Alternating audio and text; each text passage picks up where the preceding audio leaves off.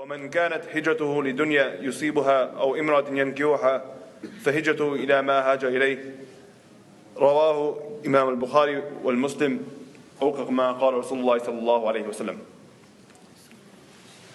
Inshallah, this week we'll be starting our program of from the first hadith, which is narrated by Hazrat Umar radiallahu ta'ala anh. And as we spoke about last week, that before we start the hadith, we'll speak a little bit about the narrator of the hadith. And this will, inshallah, give us a enlightenment of who the people are that, because of which these hadiths are here in front of us. And this first hadith is narrated by Hazrat Umar radiallahu ta'ala anh. And a bit about Hazrat Umar radiallahu ta'ala anh. Hazrat Umar radiallahu ta'ala anh, he is known as Abu Hafs, the father of Hafsa radiallahu ta'ala anh, who later on became the wife of Rasulullah sallallahu alayhi wasallam in the second year of Hijrah. And his father's name was Khattab, and he was known as Al-Faruq. Al-Faruq, why? Because he was the one who differentiated between haqq and batil, the truth and the darkness. So Umar al-Faruq alladhi faraqa bayni al-haqq wal-batil, that Umar who differentiated, who was always on the truth and who was always on the straight path. And no matter who was on either side, he always chose the correct path. He was born 13 years after the year of the incident of the elephant. So he was 13 years younger than Rasulullah sallallahu alaihi wasallam. And in his time, when Hazrat Umar radiallahu ta'ala was Amir al-Mu'mineen, he was leader of the believers for 10 years and 6 months. 10 years and 6 months he was the leader of the believers, and in this period he conquered lands like Egypt, Syria, Palestine, Iraq. Some great. He really spread out the Muslim land, and this is why after Umar radiallahu ta'ala during the life of Uthman radiallahu ta'ala, the Quran had to be recompiled because of the vast majority of the great expansion of the Muslim territory. So the Quran had to be recompiled, and during the life of Umar radiallahu ta'ala, before Umar radiallahu ta'ala, he compiled the Quran, and there was only one copy of the Quran, which was in Madinah Munawwarah. And when Umar radiallahu ta'ala, when Islam spread, Uthman radiallahu ta'ala, he found this need that one Quran is no longer enough, and they then made 7 copies of the Quran, and then they sent it out to different parts of the Muslim territory. Some hadith narrated that Rasulullah sallallahu alayhi wa sallam makes mention about Umar radiallahu ta'ala. One hadith, Rasulullah sallallahu alayhi wa sallam, very famous hadith, that Rasulullah sallallahu alayhi wa sallam, he says that when Umar radiallahu ta'ala walks down one path, Shaitan, he makes a U-turn and walks around, and he goes and walks on a different path. Another hadith of Rasulullah sallallahu alayhi wa sallam, he makes mention that in Jannah, Umar radiallahu ta'ala, he's already known as, he has a laqab, he has a title in Jannah. Like he has a laqab in this dunya, his laqab in this dunya is Al-Faruq. Likewise, in Jannah, his laqab already is a big castle. We sometimes say, this guy is massive. Right? He's huge. And we're not talking about his physical, appearance, but how solid he is. That this guy, he's always there, or he always comes through, or his presence or his influence that he has. Likewise, Umar radiallahu ta'ala, Rasulullah sallallahu alayhi wa sallam says that in Jannah, Umar radiallahu ta'ala is known as the big castle, a bara mahal. He has a big presence in Jannah already. Another hadith, Rasulullah sallallahu alayhi wa sallam, he makes mention that Allah subhanahu wa ta'ala has revealed the truth on the tongue of Umar radiallahu ta'ala. Umar radiallahu ta'ala says that there are 3 incidents that because of which I place my opinion in front of Rasulullah sallallahu alayhi wa sallam, and Allah subhanahu wa ta'ala backed up my opinion through the verses of the Quran. That Rasulullah sallallahu alayhi wa sallam, he asked for the opinion, Umar radiallahu anhu, he gave his opinion, and then Allah subhanahu wa ta'ala, he confirmed the opinion of Umar radiallahu ta'ala through the verses of the Quran. And these 3 incidents were, as Umar radiallahu ta'ala, regarding alcohol, he had approached Rasulullah sallallahu alayhi wa sallam and said, Rasulullah, now, if you look at the history of Islam, Allah subhanahu wa ta'ala, the reason why the Quran was revealed over a period of 23 years, right? In different books, if you look at the Torah, it came down at once. The Injil, at different periods, different books, they came down a different duration. But with the Quran, the reason why it came down over 23 years, because Allah subhanahu wa ta'ala wanted to reveal and change the hearts of the believers bit by bit, slowly by slowly. Instead of going cold turkey, work on the Muslims, work on the believers. And alcohol, there are 3 ayats, there are 3 stages in the Quran. The first verse that Allah subhanahu wa ta'ala makes mention that إِنَّمَا الْخَمْرِ وَالْمَيْسِرِ the first verse that Allah subhanahu wa ta'ala makes mention that they ask you about alcohol. قُلْ فِيهِمَا إِثْمٌ كَبِيرٌ وَمَنَافِعُ لِلنَّاسِ that tell them that there is some good in it and there are some evil in it. And the evil in the alcohol overpowers the good. And then the second verse that came down that when a person is drunk, when a person is in a state of intoxication, they shouldn't go close to salah. And finally Allah subhanahu wa ta'ala says, رِجْسٌ مِّنْ عَمَلِ الشَّيْطَانِ that this is from the actions of shaitan. And as Umar radiallahu anhu, he had approached Rasulullah sallallahu alayhi wa sallam, and he had given his opinion that Rasulullah sallallahu alayhi wa sallam, we should ban alcohol because of the different stages, because of the different events that were taking place. And then Allah subhanahu wa ta'ala revealed the verses on the tongue of Umar radiallahu anhu. Another event that took place, as Umar radiallahu anhu, he approached Rasulullah sallallahu alayhi wa sallam, and he said to Rasulullah sallallahu alayhi wa sallam, and this was actually Hazrat Umar radiallahu ta'ala and Hazrat Sauda radiallahu ta'ala. Hazrat Sauda radiallahu ta'ala was the second wife of Rasulullah sallallahu alayhi wa sallam. And Hazrat Umar radiallahu ta'ala, he had this fiqh, he had this thing in his mind that the wives of Rasulullah sallallahu alayhi wa sallam, they should be covered. Not everybody should get to see the wives of Rasulullah sallallahu alayhi wa sallam. And the wives of Rasulullah sallallahu alayhi wa sallam, again, they were on haya. The women back in those days, they would go to the restrooms at night. Right? So they will leave the city of Makkah, the city of Medina, and go out to the outskirts only at night. So one day, Hazrat Umar radiallahu ta'ala, what he did is that he knew Hazrat Sauda radiallahu ta'ala was going to the restroom, and when she was returning, all he said is, Assalamu alaikum ya Sauda. Right? And Hazrat Sauda radiallahu ta'ala, again, she had this haya, she had this modesty in her, that she went and complained to Rasulullah sallallahu alayhi wa sallam. She went and complained to Rasulullah sallallahu alayhi wa sallam that, why is Umar saying salam to me? Why is Umar looking at me? And then Rasulullah sallallahu alayhi wa sallam, again, he had already put this opinion out that the wives of Rasulullah sallallahu alayhi wa sallam, there should be some sort of hijab. And when he had did this, the reason why, so that he knew that Sauda would object, she would approach Rasulullah sallallahu alayhi wa sallam, and this concern would be again put forward in front of Rasulullah sallallahu alayhi wa sallam. And then Allah subhanahu wa ta'ala revealed the verses of hijab because of the opinion of Umar radiallahu ta'ala. And the third and final ayat was, at the time of Badr, the captures of Badr, Rasulullah sallallahu alayhi wa sallam, he gathered the companions, took the opinions of the captives of Badr, what should we do with him? Although Abu Bakr radiallahu ta'ala, you look at the different companions and the different nature, and you see just by their opinion that they put forward who they were. Hazrat Abu Bakr radiallahu ta'ala, his opinion was that Rasulullah sallallahu alayhi wa sallam, we should let them go, but those of them that have a special skill, right? If he's a doctor or if he's a blacksmith, then we should hold them. We should hold them back and have them teach our children the skills that they have. And once they've taught the classes, let them go as well. And Rasulullah sallallahu alayhi wa sallam, he was sent as Rahmatul lil Alameen. He was sent as Rahmatul lil Alameen, mercy to the whole of the universe.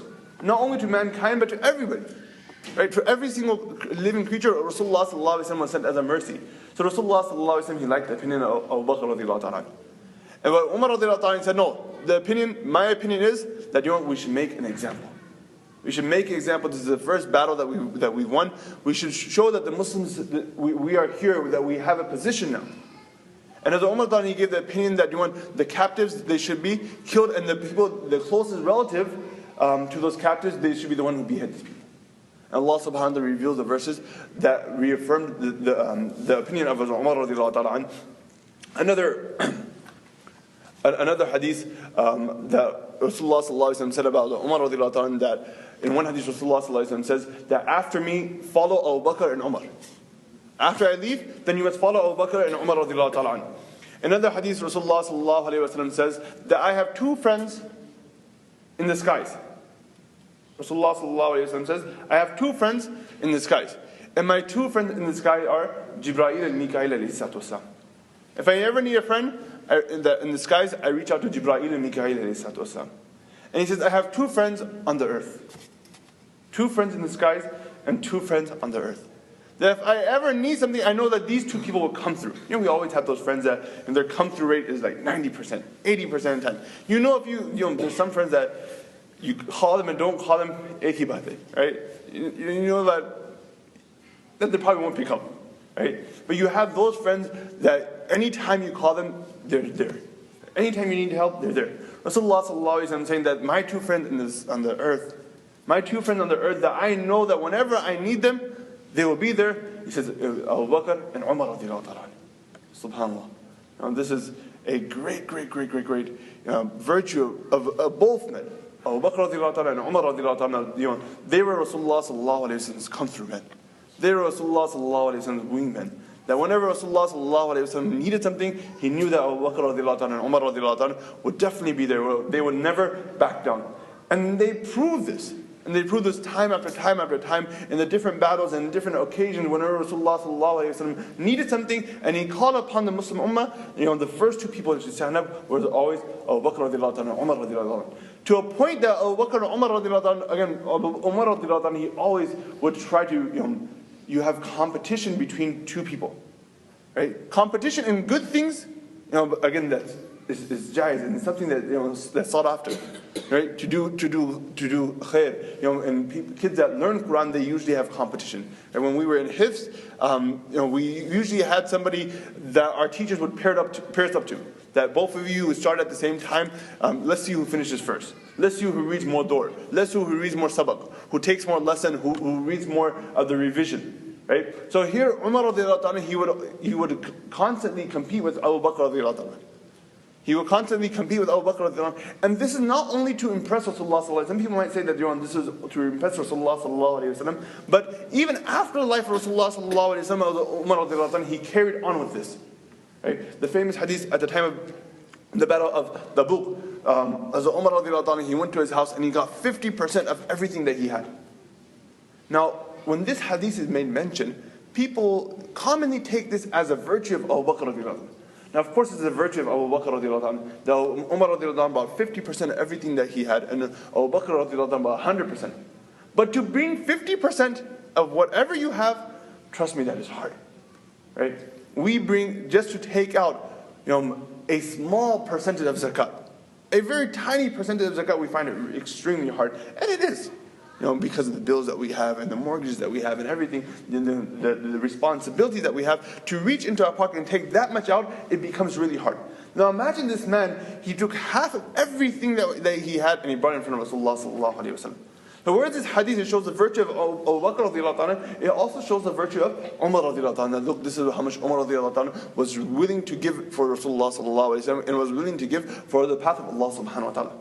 And after Rasulullah sallallahu alaihi wasallam had passed away, one time, Umar radiallahu anhu, he thought to himself that, I've always competed with Abu Bakr radiallahu anhu. And now Abu Bakr radiallahu anhu, he has become Amir al-Mu'mineen. He has become the leader of the believers. And being the leader of the believers, you are now in charge of the whole of the Muslim Ummah. So maybe when Rasulullah sallallahu alaihi wasallam was in charge of the Muslim Ummah, Abu Bakr radiallahu anhu, he had the chance to do the extra amal and the extra adhkar and to get close, to do more, to do better. But now that he's in charge of the Muslim Ummah, most likely he's busy with the Muslim affairs. And he probably doesn't get time to do the small deeds. And he probably didn't have time to do the extra amal. And Umar radiallahu anhu, he decided that what I'm going to do is I'm going to wake up early one morning. And he wakes up early and he goes outside of Madinah to Munawwarah. He knew that there's an old lady outside of Madinah to Munawwarah. He goes to this old lady's house and he says that this old lady who had no one else, she's blind, she couldn't see, she didn't know who this person was. And he goes to this old lady and says to the old lady that, do you have any work that I can do? Right? Do you have any work that I can do? And she said, I can't afford your wages. He said, no, I'm not here for I'm not here for for anything in return. Any small thing, if I could broom the house or get some water or do the small chores of the house, tell me. And she said to him that you're a bit late. Why? Because someone has already come and took care of this. If you come early tomorrow, you might get it. And Umar thought the next day he came earlier, the next day he came earlier. And then one day he comes before Fajr. And the old lady says that you're a tad bit late. The guy, he's gone to go fill up the water. He's gone to go fill up the water. And when Umar radiallahu anhu says, John, I've been coming here for multiple days. I've been coming here for 3 days non-stop. And this guy, he's always beating me. He goes, I have to see who this person is. And Umar radiallahu anhu, he goes and he hides. And he sneaks up behind this person. This person, he had saw that Umar radiallahu anhu was there. And he had covered his face.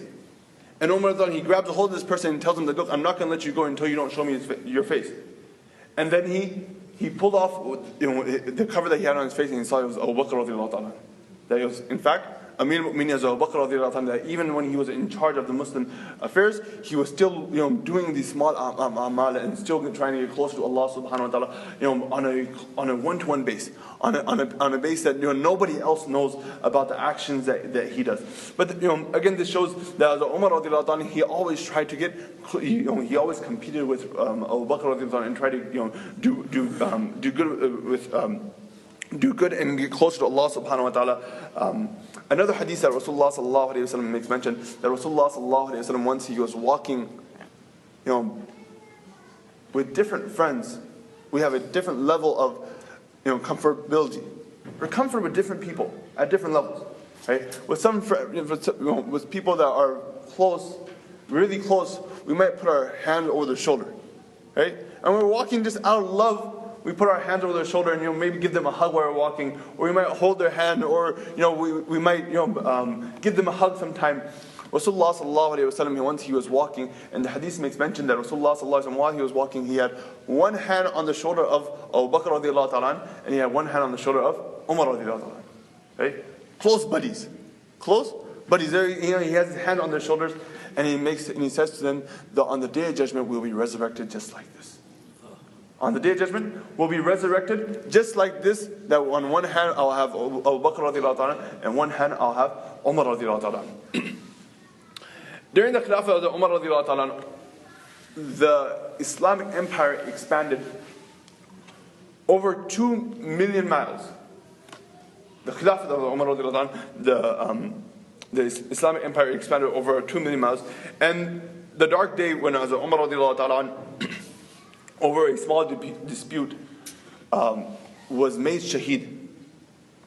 This day, the man was a man by the name of Abu Lu'lu, and this was in the 24th year after Hijrah, where during Fajr Salah, as Umar radiallahu ta'ala, the man came from behind and he had stabbed as Umar radiallahu ta'ala, and as Umar radiallahu ta'ala, and this shows the piety of Umar radiallahu ta'ala. While he was being stabbed, he turned around and took another Sahabi and moved him. So as Umar radiallahu ta'ala, being Amir al-Mu'minin, he was leading Salah, and the Muslim Ummah was behind him.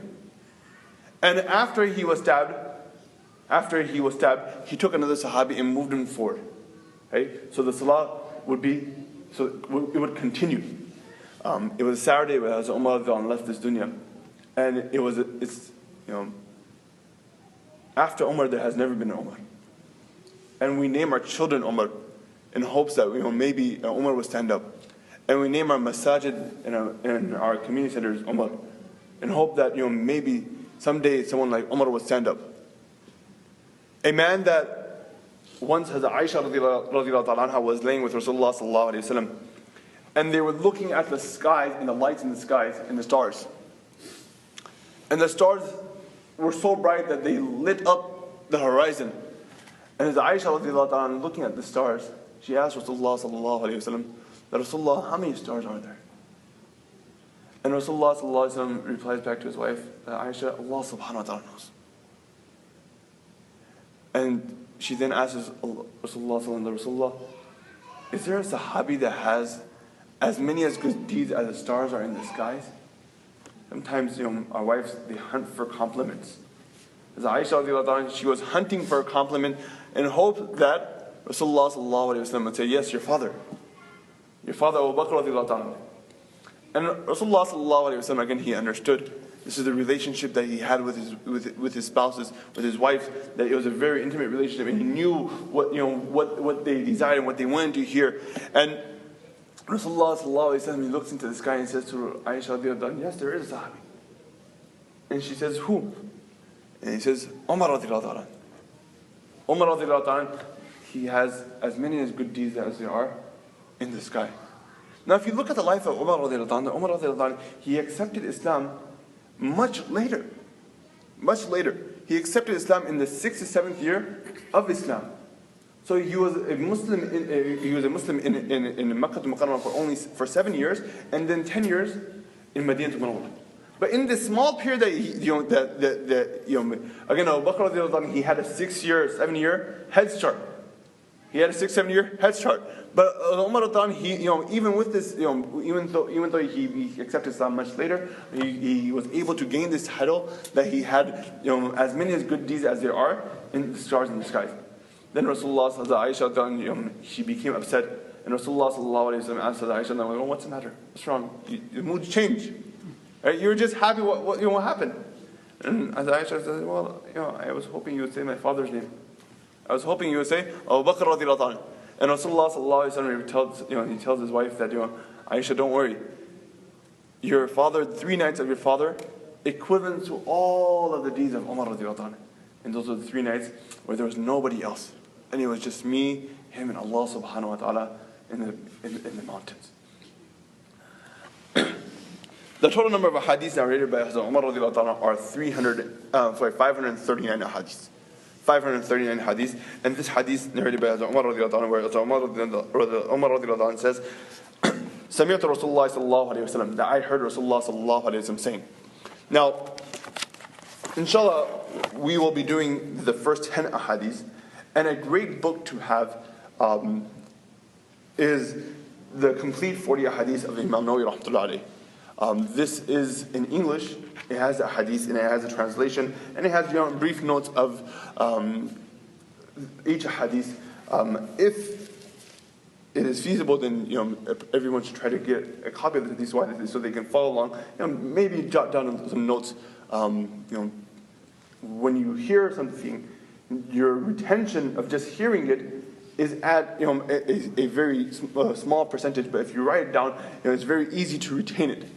So if you have this book you can purchase the book for I think for $10 at Iqra, or other bookstores around Chicago, or you could get it online as well. This is the complete 40 ahadith of Imam Nawawi rahmatullahi alayhi, and it's in English. Imam Nawawi rahmatullahi alayhi.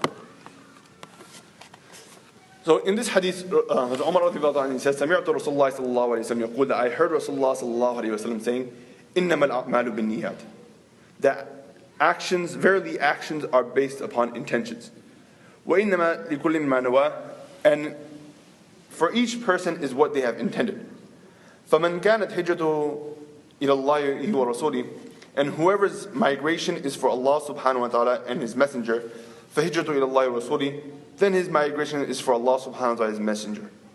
وَمَنْ كَانَ هِجْرَتُهُ لِدُنْيَا يُصِيبُهَا أَوْ إِمْرَةٍ يَنْكِحُهَا, and whoever's migration is for this world, for something worldly, that he achieves it, أَوْ إِمْرَةٍ يَنْكِحُهَا, or a lady that he marries her, فَهِجْرَتُ إِلَى مَا هَاجَرَ إِلَيْهِ, then his migration is for whatever he has intended for. Now, in the Quran there are many verses that Allah subhanahu wa ta'ala reveals based upon something that happened during the time of Rasulullah sallallahu alayhi wa sallam. Right? For instance, we made mention of the verses of alcohol. As verses of alcohol, the second verse that was revealed, وَلَا تَقْرَبُوا الصَّلَاةَ وَأَنْتُمْ سُقَارَى, that do not go towards salah while you are intoxicated. This ayat was revealed because there was a gathering of companions. And the companions, when they got together, then alcohol was halal. Allah subhanahu wa ta'ala, He had only revealed the verses that قُلْ فِيهِمَا إِسْمٌ كَبِيرٌ وَمَنَافِعُ لِلنَّاسِ, that there are some evil in it and there are some good in it. But the evil outweighs the good, but it was still okay to drink. So the companions had got together, and when they had got together, they were drinking, they were eating, they were having a good time, and time came for Isha Salah. And one companion got up and he went to lead Isha Salah, and because he was intoxicated, he recited the verses of Surah Kafirun. But in Surah Kafirun, he left out all the la's. Right? So, قُلْ يَا أَيُّهَا الْكَافِرُونَ لَا أَعْبُدُ مَا تَعْبُدُونَ. In saying لَا أَعْبُدُ مَا تَعْبُدُونَ, he said أَعْبُدُ مَا تَعْبُدُونَ. Right? And whenever there was a la, he left out the la's. Now the translation of this surah Right? قُلْ يَا أَيُّهَا الْكَافِرُونَ. Say to the disbelievers that لَا أَعْبُدُ مَا تَعْبُدُونَ, I do not worship who you worship. And if you erase the la, if you remove the la from there, it becomes, the la means no. It's for negativity. And if you remove the la, you have I worship who you worship. The meaning has totally changed. Right? This is what the Arabic language is that you change, you remove one letter, or you mispronounce one letter, and you have something totally different. Right? I was just making, this week I was talking to my 7th grade class here, and I was telling them that when parents name their children, they should be very careful. Because the slightest mispronunciation in a child's name could totally change the meaning of the child, the name of the child. For instance, a very common name which is mispronounced, the name Samina, right? The actual meaning, the actual word is Thamina, which means something valuable, right? But when you mispronounce it and say Samina, you have totally changed the meaning. And Samina in Arabic is actually a overweight lady, a lady that's overweight. Right? So you totally change the meaning by just the slightest mispronunciation. So here, the Sahabi, when leading Salah, he left out all the laws, and because of this, he totally changed the verses of the meaning of the verses of Surah Kafirun. When Rasulullah sallallahu alaihi wasallam found this out, Allah subhanahu wa ta'ala revealed the verses, وَلَا تَقْرُبُوا الصَّلَاةَ وَأَنْتُمْ سُقَارَى, that do not go towards Salah when you are intoxicated. So what the Sahaba what they would do, they would pray Isha Salah, and then if they wanted to have a good time, they would drink, and then in the morning time, they would be sober again. Right? This is called Shan Nuzul. Shan Nuzul means the reason why a certain verse was revealed. Right? So the story behind a verse, the reason why the Quran was revealed over 23 years, is because an incident took place, and because of this incident, Allah subhanahu wa ta'ala would reveal the solution to the incident through the Quran. And this was called Shan Nuzul. Now, when Rasulullah sallallahu alayhi wa sallam, so that is, a verse has the Shan Nuzul, that why the verse was revealed, and the Hadith of Rasulullah sallallahu alayhi wa sallam, they have Shan Wurud. Shan Wurud means why Rasulullah sallallahu alayhi wa sallam said this Hadith. What incident took place because of which Rasulullah sallallahu alayhi wa sallam, he said this Hadith. And the Hadith of the Hadith of the Umar radiallahu anhu that we're studying today, the Shan Wurud behind this Hadith is also known as Hadith of Qais. And the reason why it's known as Hadith of Qais, because there was a lady known as Qais in Medina Munawwara. A lady known as Qais in Medina Munawwara. And she and another Sahabi had agreed that if you migrate to Medina Munawwara, then I'll marry you. Right? But I'm not going to come to your city. You have to come to my city. Right? And this happens nowadays as well, where the bride said, I'm not leaving my parents' house, or I'm not leaving my hometown. You have to move. Right? You become a garjamai. Right? So here this lady said to the Sahabi that if you want to marry me, then come to Medina Munawwara. I'm not coming there. And this, at this time, hijrah, migration, had become further upon the companions, and that Rasulullah sallallahu alaihi wasallam had already ordered the companions to migrate to Medina Munawwara. And this Sahabi, he migrated to Medina Munawwara, and Rasulullah sallallahu alaihi wasallam, when he was made aware of this, Rasulullah sallallahu alaihi wasallam, he said the following hadith. He said the following hadith, that إِنَّمَا الْأَعْمَالُ بِالنِّيَّاتِ, the actions are based upon intentions. Now if you look at the words of this hadith, this shows the beauty of Rasulullah sallallahu alaihi wasallam, right? Now, if I were to say something like this, if this incident were to happen in front of me, and I were to make a statement, I would say, you, my friend, are wrong. You migrated for the wrong reason. You, my friend, are wrong. You migrated for the wrong reason. But here, Rasulullah sallallahu alaihi wasallam said that, you know what? Who am I to judge? إِنَّمَا الْأَعْمَالُ بِالنِّيَّاتِ. It might be possible. فَمَنْ كَانَ هِجْرَتُهُ إِلَى اللَّهِ وَرَسُولِهِ فَهِجْرَتُهُ إِلَى اللَّهِ وَرَسُولِهِ. It might be that that just might be a side thing. Maybe his main reason for migrating, it might be for Allah subhanahu wa ta'ala, it might be for Rasulullah sallallahu alaihi wasallam. And if that is the case, then his hijrah is for Allah subhanahu wa ta'ala, his migration is for Allah subhanahu wa ta'ala, and is for his messenger. And again, if it's for this lady, right?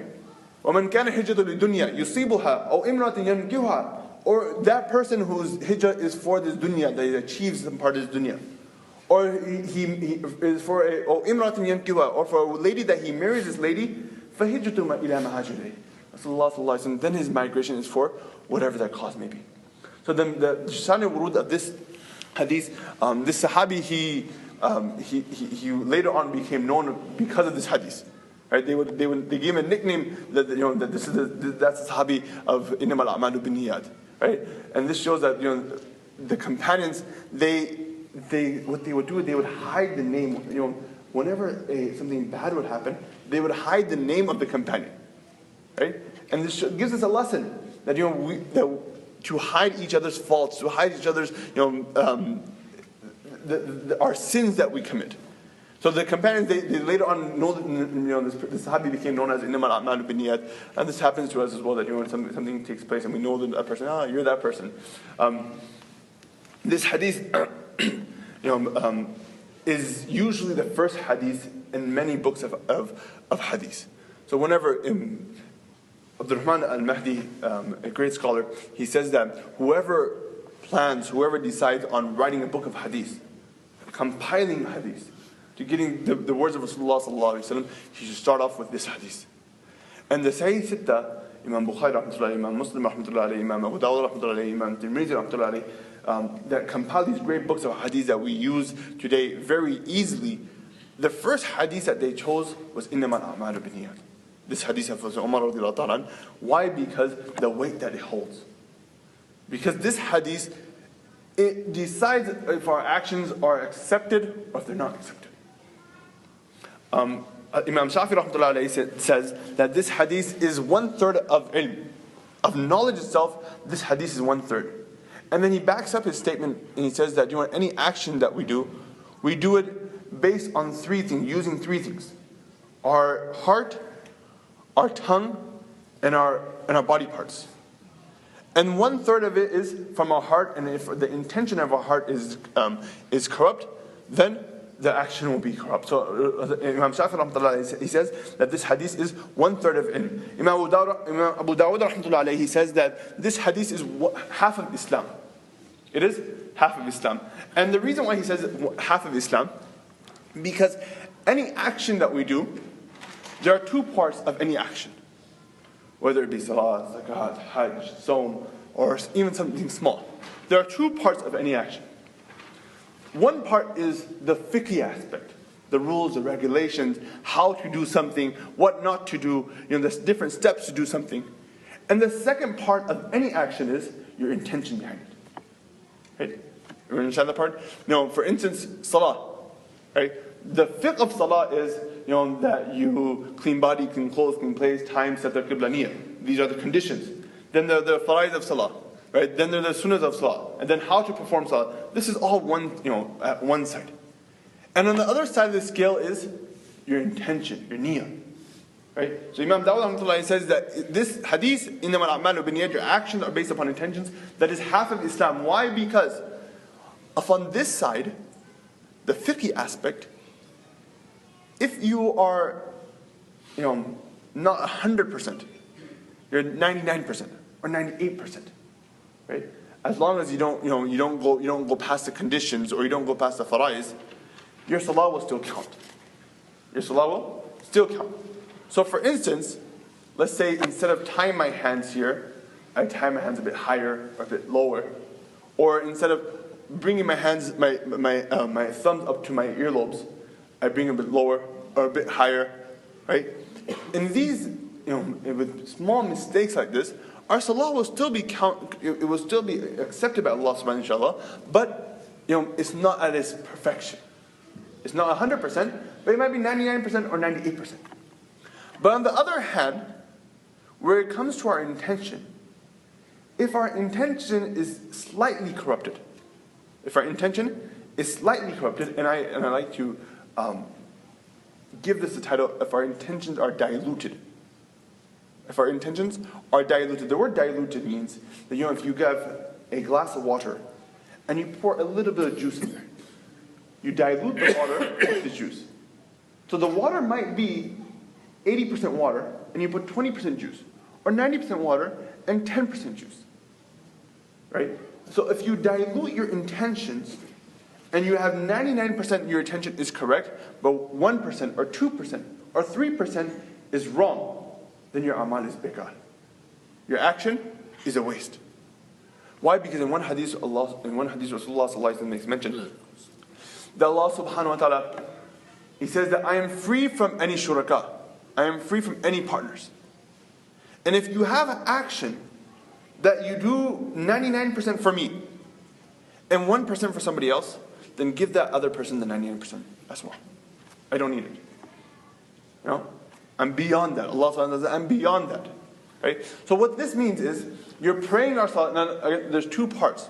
One is that when a person does an action and his intention is completely wrong, right? He does his action for the wrong reason. Now this, again, in our society, we don't do this as much. Sometimes we have this issue, but not as much. But usually what it is, our intentions are diluted. We usually do our amal for Allah subhanahu wa ta'ala, but then we slide a couple of percentage off for other people. Right? We were praying salah, and we might make our salah perfect. Why? Because we know someone's standing next to us. Or we might make our salah, long. Why? Because we know, a sheikh's behind us, or sheikh's in front of us, or we might read a long surah. Why? Because it's the first time we got to be, the imam's missing, and I just got this mic for the first time out. Let me read an extra long surah to show what a great qari I am. Right? So the reason why we're praying salah, is for Allah subhanahu wa ta'ala. But that little percentage that we do for the person that's next to us, or for the people that are behind us, for that name, this is us diluting our intentions, adding a little bit something else, where Allah subhanahu wa ta'ala says, "Good, I don't need this." And this is extremely, extremely dangerous. Extremely dangerous. Because in this dunya, at this moment of time, to do a good deed, Rasulullah sallallahu alayhi wa sallam, in one hadith he makes mention that a time will come, تَتَقَارَبُ الزَّمَانِ, when the time comes close to the hereafter, to hold on to the right path, to hold on to the sunnah of Rasulullah sallallahu alayhi wa sallam, it will be like holding a burning coal in your hand. It will be extremely hard. Now, if you were to ask me what Rasulullah sallallahu alayhi wa sallam was talking about, he's talking about this time that we live in today. To do a small deed that the companions did very easily, is now really hard. To pray salah nowadays, it's gone really hard. To give zakat, it is really hard. To give sadaqah, it is really hard. To be righteous to our parents, it has unfortunately become really hard. It is to the point that you are holding a coal in your hand. To have a beard, to follow the sunnah, to wear a hijab, to be a good parent, everything has become so hard. Now imagine you go out of your way. You wake up in the morning. You leave your comfy bed. You come, you warm your car up. You're in your freezing car. Some of us don't have remote start, but you're in your freezing car. You wait those 3-4 minutes, just sitting there doing nothing, right? You can't even check your Facebook because why? Everybody's asleep. Nobody's tweeting at that time. You wait in your car, you come to the masjid, you do your wudu here, you come inside the masjid, you pray your salah, but while you're praying your salah, you slip a little bit.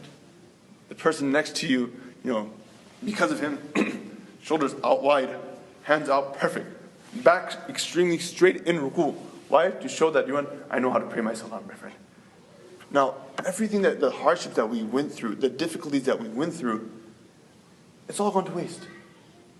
And even the a'mal that we actually, are able to save and do correctly, even holding on to those a'mal because of the sins, because of the haya and the fahsha that we're surrounded by, the immorality that we're surrounded by, the TV, the media, the internet, all these things, it becomes really hard to hold on to the good deeds. Now imagine you make all these sacrifices, but then because of your intention, it's all gone to waste. It's all bekar. You did that for nothing, right? So because of this, the writers of Sayyidita, the first hadith that they mention is إِنَّمَا الْأَعْمَالُ بِالنِّيَّاتِ. This hadith. Why?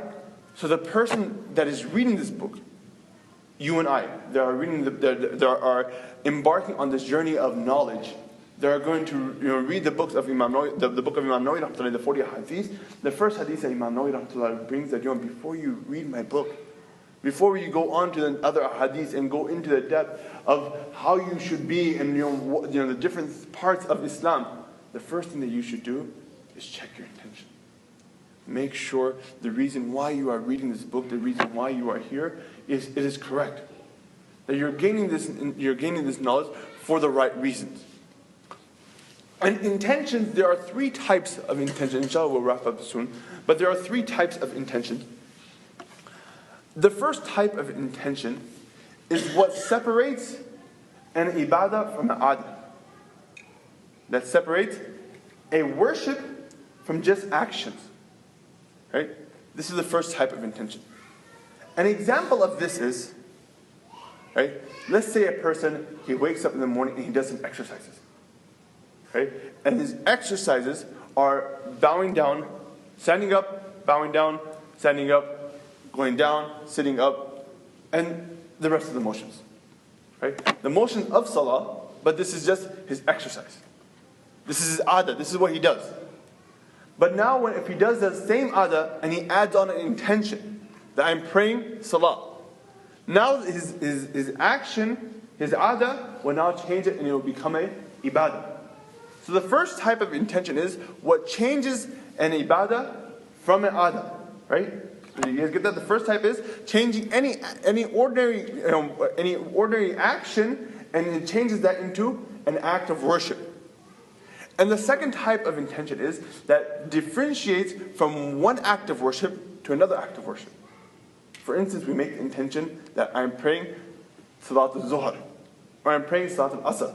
Both are 4 rakats, but with the intention, you're getting a different salah. Right? Or, the 2 rakats of Fajr Sunnah and 2 rakats of Fajr Farad. Right? So in this second type of intention, what changes from one type of ibadah to another type of ibadah. And the third type of intention is which differentiates from one ma'bud to another ma'bud. From one ma'bud, from the person that we are worshipping, to another person that we are worshipping. For one being to another being. That may be to Allah subhanahu wa ta'ala, or we might be bowing down to bowing down to something else, or praying because of something else. Right? And this is the third type of intention that a person makes when doing any act, whether it be salah or even giving zakat. The reason why he's giving zakat, or the reason why he's giving sadaqah, or the reason why he's even smiling towards a person or being nice towards a person. From one ma'bud to another ma'bud, either you're doing it for the sake of Allah subhanahu wa ta'ala, or you're doing it for the sake of something else or for another reason. And then this leads us into riya, showing off. Right? So one is that you do the act for someone else, and that is riya.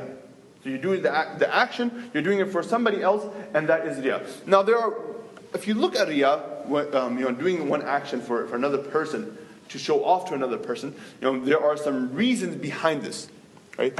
If you look at first let's look at the causes, and then we'll look at the cures. The causes of riya, the causes of doing an action for another being, first of all, this is a sign of weakness of iman. The cause that a person does something for somebody else, and not for Allah subhanahu wa ta'ala, the first sign is this is a weakness of a person's iman. Unfortunately, the inside of a person's iman has gone weak, right? And now because of this, he has forgotten Allah subhanahu wa ta'ala, and he has put Allah subhanahu wa ta'ala on the back burner.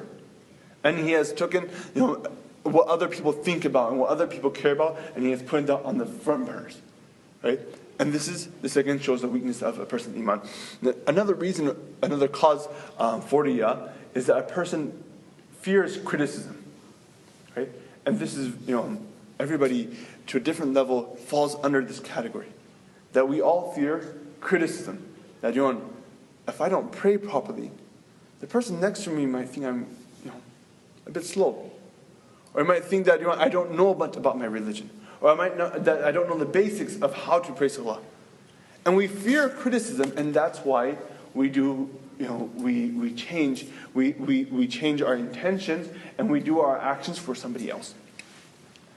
And then and some of the cures. Right, so these were some of the causes why a person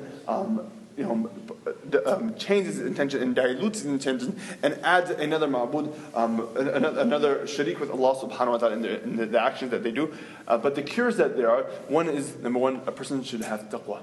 A person should try to embed the quality of taqwa. Remember Allah subhanahu wa ta'ala, and remember that Allah subhanahu wa ta'ala is constantly watching you. Right? Taqwa it is to remember that Allah subhanahu wa ta'ala is, inshallah we'll talk about this in the next hadith as well, but it's like you always have that feeling that Allah is watching me. And keeping in mind that I'm not alone, and I will be questioned about this.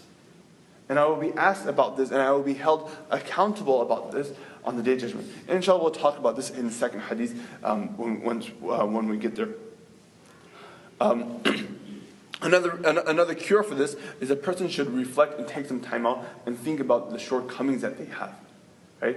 We commonly try to impress others and make ourselves feel as if we're perfect and we're complete. But if a person takes time and actually spends time and humbles himself, and commonly we have people that we become humble in front of other people, right? Fake humility. You come and say, no, I'm not to brag, but I did this and this and this and this, right? Or we sometimes be humble in front of other people, but it's very important to humble yourselves in front of yourself. To look at the weaknesses that we have. That, I don't do this. And, it's been a while since I've done this. And, when I do this, I'm not sure if it's accepted or not. So a person should look at his own weaknesses and look at the diseases that, that we have inside ourselves. Every Friday we have a third salah here, where one of the 8th graders, they lead salah for the school, the students that we have. Today, the 8th grader in his Jummah khutbah, we're speaking about the diseases of the heart. Such a topic that's like an elephant. This young child took this upon his shoulders and was speaking about this. And the reason why I'm bringing this up is that he said that we have to reflect on ourselves, and just like when we have a disease in our body and our outward appearance, when we have a disease, we immediately go to a doctor, or we immediately look for a cure, or look for a solution. We take some Tylenol, we put a bandage on it. We look for a way to cure that disease. But when it comes to our heart and the diseases that we have in our heart, we just let it be. But then, unfortunately, this disease, like a cancer, it spreads. And it overtakes our heart. So one of the cure of keeping our intentions pure is to look at these shortcomings and look at the diseases that we have inside of us. And this will humble a person and remind a person that, look, I'm not 100%. And I don't need to show other people that I'm 100%. And I don't need to I don't know how to do actions for other people. Only Allah subhanahu wa ta'ala can judge me.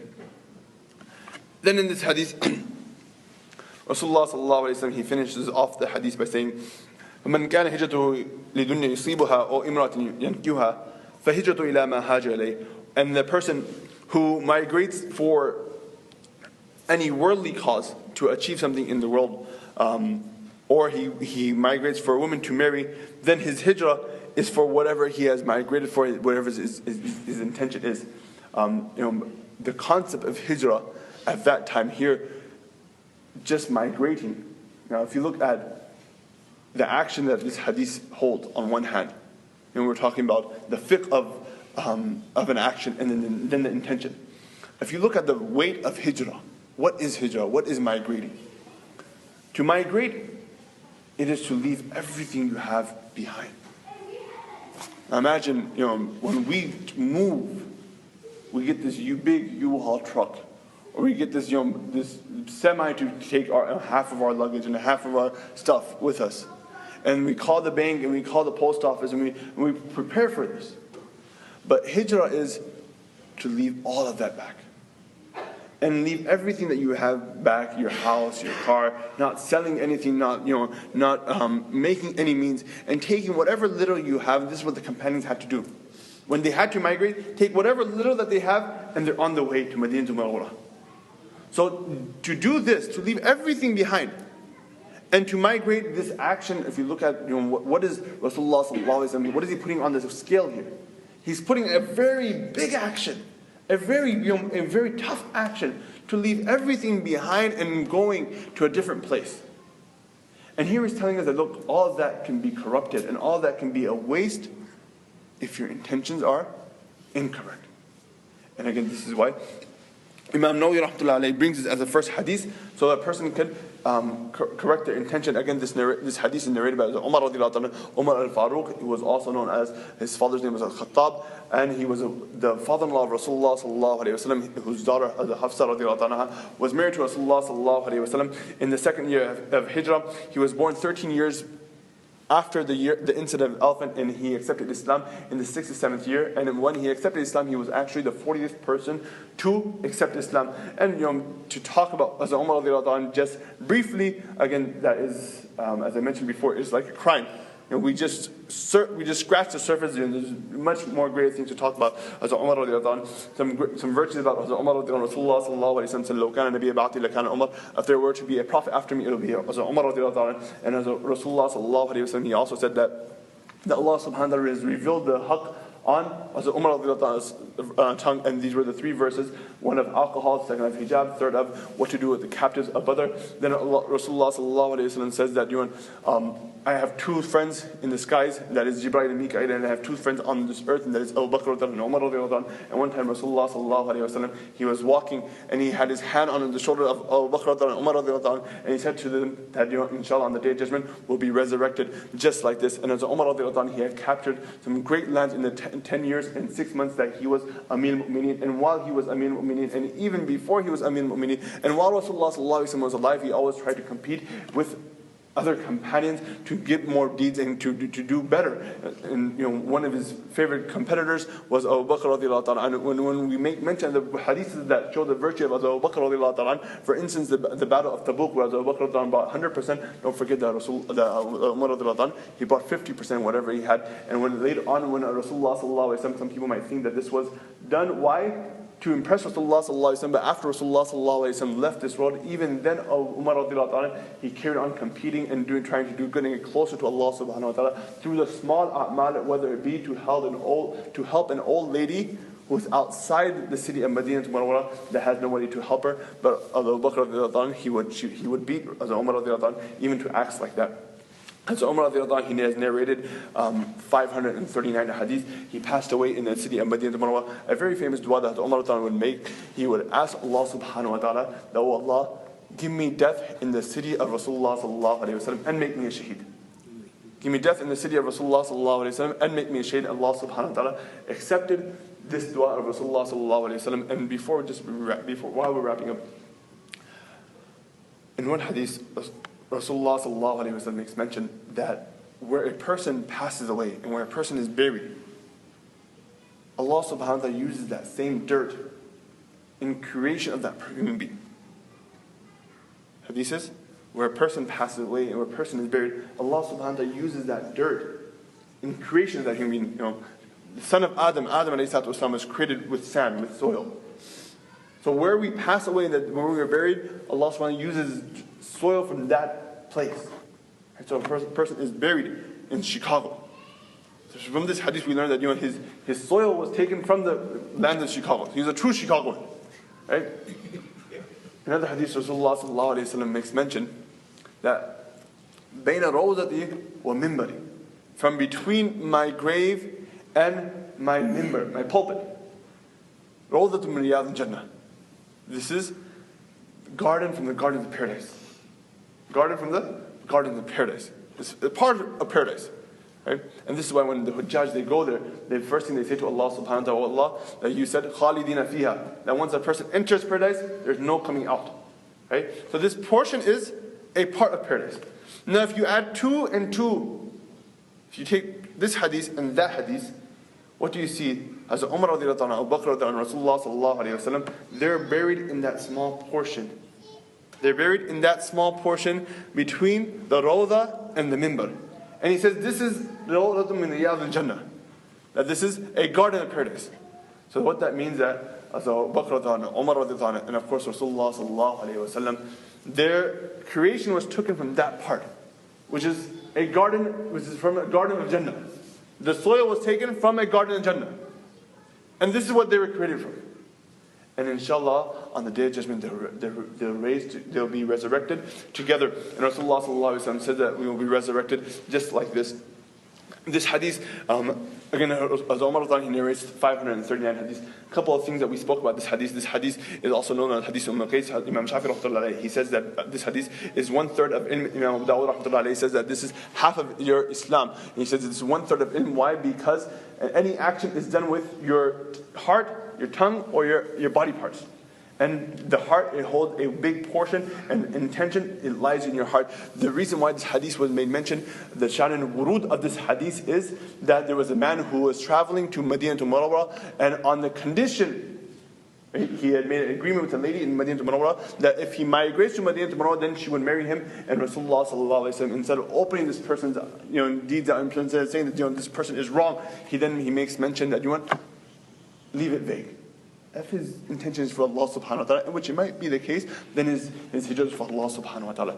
Or if his intention is for this lady, then his hijrah might be for that lady. Also, Rasulullah sallallahu alaihi wasallam, he shows a big action of hijrah. And he puts it on one side of the scale and says, look, this huge action, it could be of waste just by if your intention is incorrect. The fiqh aspect, if there is 20, a couple of percentage you're off, that's fine. Inshallah, Allah subhanahu wa ta'ala will still expect. But however, if the intention, even if it is 1% off, one hadith Allah subhanahu wa ta'ala says that I am free from any partners. And if there is even 1% of partners, then give the act to that person. Then I'm in no need of this act. Then we also spoke about that another cause of we spoke about diluting intention. Sometimes we have a small percentage for Allah subhanahu wa ta'ala, and other times we do the action just for somebody else, just because somebody else is watching. And we also spoke about that sometimes we make a huge sacrifice to perform an act. We make a huge sacrifice to perform. We leave our house, we go through these hardships, but then we slip up and we do it, we might add a little bit on for somebody else. Allah subhanahu wa ta'ala, once again, He says that I am free for this. And we spoke about the causes of riyah, that why a person, he shows off, he does the action to show off to other people. And we spoke about how to cure this. And one of the main cures to riyah, to make sure our intentions are clear, is to remember Allah subhanahu wa ta'ala. And Imam Thawi rahmatullah, he says that we should check our intention throughout the day 40 times. We should check our intention throughout the day. And again, this shows, not for just any amal, but for everything that we do. Why we do what we're doing. Is it for the sake of Allah subhanahu wa ta'ala? And if it is for the sake of Allah subhanahu wa ta'ala, then Allah subhanahu wa ta'ala will be the one who pays us for that. But if it's for the sake of somebody else, then you can go ask the other person for the reward. Allah subhanahu wa ta'ala will have nothing to do with this. Again, this hadith is narrated by... This hadith is in the collection of Imam Bukhari and Imam Muslim.